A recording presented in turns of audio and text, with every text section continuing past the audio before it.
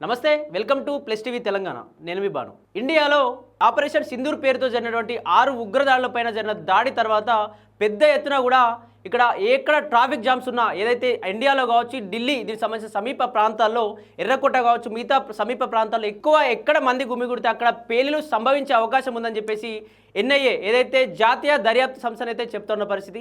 ఏదైతే ఎర్రకోటకు సంబంధించినటువంటి 6 గంటల 10 నిమిషాలకు ఎర్రకోటలో I-20 కారులో పేలుడు సంభవించింది. ఈ పేలుడు సంభవించిన తర్వాత అక్కడ 12 మందికి పైగా కూడా దుర్మరణం చెందారు.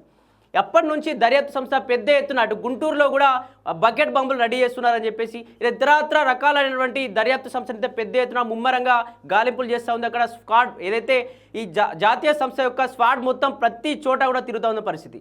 దీనికి సంబంధించి ఆపరేషన్ సింధూర్ పేరుతో జరిగినటువంటి 6 ఉగ్రదాడులప్పటి నుంచి కూడా ఇండియా పైన పాకిస్తాన్ పగబట్టినట్టుగా కూడా తెలుస్తూ ఉంది.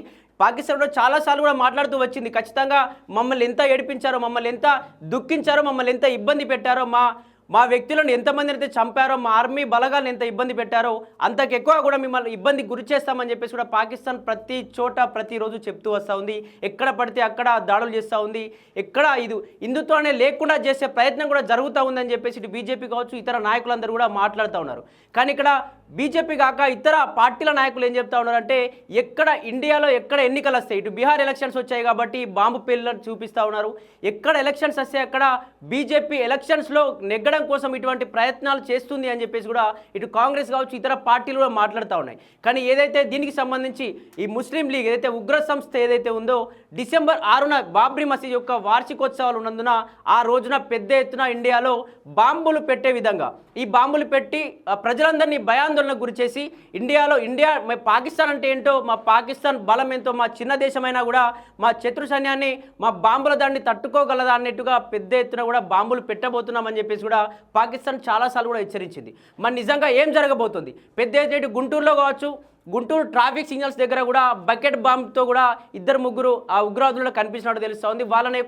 వాళ్ళను ఒక సీక్రెట్స్ రూమ్కి తీసుకెళ్ళి ఏదైతే జాతీయ దర్యాప్తు సంస్థ ఎన్ఐఏనైతే వాళ్ళను ఒక సీక్రెట్ రూమ్లో దర్యాప్తు చేస్తూ ఉన్నది. ఎక్కడెక్కడ బాంబులు పెట్టారు, మీతో ఎంతమంది ఉన్నారు, వాళ్ళ దగ్గర నుంచి కొన్ని సెల్ ఫోన్స్ కూడా స్వాధీనం చేసుకుంటూ ఉన్నారు.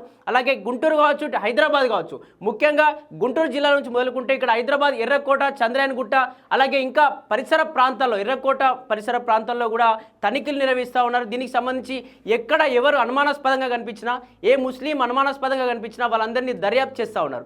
ఏదైతే ఈ కారుకు సంబంధించినటువంటి ముస్లిం దొరకడంతో వాళ్ళ ఇల్లు మొత్తాన్ని కూడా దర్యాప్తు సంస్థనైతే ఆ స్క్వాడ్తో కూడా మొత్తం వాళ్ళ ఇల్లు మొత్తం ముమ్మరంగా ముట్టడించాడు. అసలు ఏం జరిగింది, అతను ఎవరికి ఫోన్ చేశాడు, ఎక్కడి నుండి వచ్చాడు, ఎన్ని సంవత్సరాల నుంచి ఇక్కడ ఉంటా ఉన్నాడు, అతను ఒక ఐటీ కంపెనీలో పనిచేస్తూ ఉన్నాడు, అంత మంచి జాబ్ పెట్టుకుని కూడా ఎందుకు ఈ ఉగ్ర సంస్థల్లో కలిసి పనిచేస్తా ఉన్నాడని చెప్పేసి కూడా దీనికి సంబంధించి పెద్ద ఎత్తున ముమ్మరంగా చర్యలు అయితే చేపడతా ఉన్నారు. మరి నిజంగా చూడాలి, ఇండియాలో ఇంకెక్కడెక్కడ బాంబులు పేలే అవకాశం ఉంది.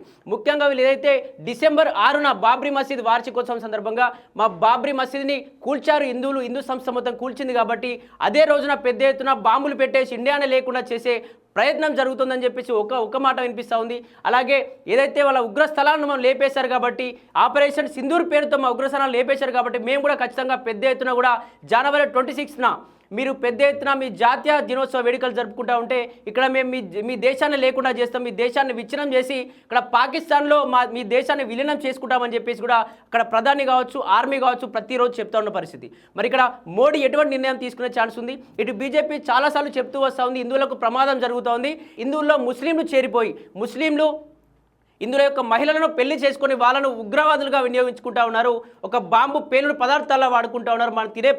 మనం తినే పదార్థాల్లో కావచ్చు, తాగే నీరులో కావచ్చు, ఏదైతే దీనికి సంబంధించి లిక్విడ్ పదార్థాలు, ఏదైతే విష పదార్థాలు కలిపి ఇండియాలో ఎవరిని లేకుండా చేసే ప్రయత్నాలు జరుగుతున్నాయి. ట్రాఫిక్ సిగ్నల్స్ దగ్గర ఖచ్చితంగా భారతీయులంతా జాగ్రత్తగా ఉండాలి. జనవరి 26 లోపు కావచ్చు, డిసెంబర్ 6 వరకు కావచ్చు, పోలీసు భద్రత కావచ్చు, ఎన్ఐఏ కావచ్చు, ప్రతి ఒక్కరు ఖచ్చితంగా అప్రమత్తంగా ఉండి ఎక్కడెక్కడ పోలీసులు ఎవరిపైన అనుమానం వచ్చినా వాళ్ళందరినీ ఖచ్చితంగా వచ్చి విచారించండి అని చెప్పేసి కూడా భారత ఎన్ఐఏ కావచ్చు, ఆర్మీ కావచ్చు, ఇటు ఇండియన్ ఏదైతే మోడీ నుంచి కూడా పెద్ద ఎత్తున కూడా వార్తలు వస్తూ ఉన్నాయి. మరి చూడాలి నిజంగా ఏం జరగబోతుంది, డిసెంబర్ 6 వరకు ఏం జరుగుతుంది, నిజంగా ఇంకా ఎక్కడెక్కడ బలగాలు ఉండే ఛాన్స్ ఉంది, ఉగ్రదాడులు ఇంకేమైనా జరిగే ఛాన్స్ ఉందా, ఒకవేళ జరిగితే ఇండియా ఎటువంటి నిర్ణయాలు తీసుకునే ఛాన్స్ ఉంది? ఇప్పటికే పాకిస్తాన్ మొత్తం లేపేయాలని చెప్పి చాలాసార్లు మాట్లాడితే అమెరికా ట్రంప్ ఆపాడని చెప్పేసి, మోడీ ఆపాడు అని చెప్పేసి కూడా పెద్ద ఎత్తున వార్తలు కూడా వచ్చాయి. మరి నిజంగా ఇంకా ఏమైనా దాడి జరిగితే మోడీ ఏమైనా ముందుకు వెళ్ళే ఛాన్స్ ఉందా? అసలు బీజేపీ ఎటువంటి ఆలోచన చేయబోతుంది? చూడాలి.